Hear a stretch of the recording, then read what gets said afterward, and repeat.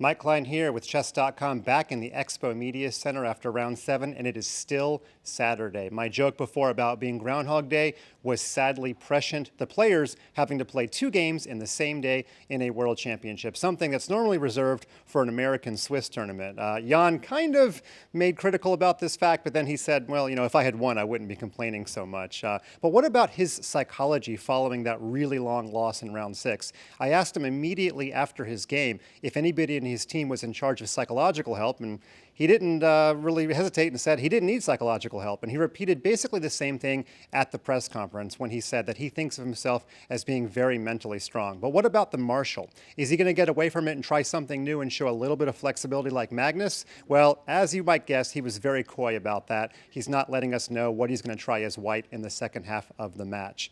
What about Magnus? Well, he has this sort of Svengali figure that's traveling around with him. Peter Heine, he comes each morning and then pretty much leaves right after the game.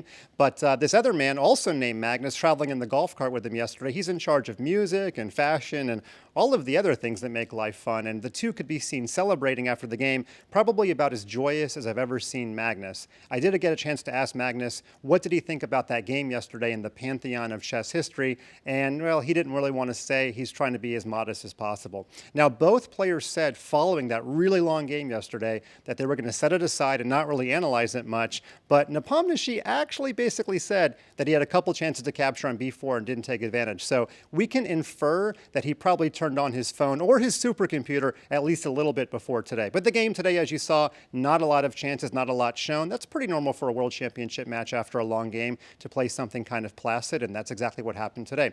We will see what happens in round 8 and if Magnus can get any advantage as white.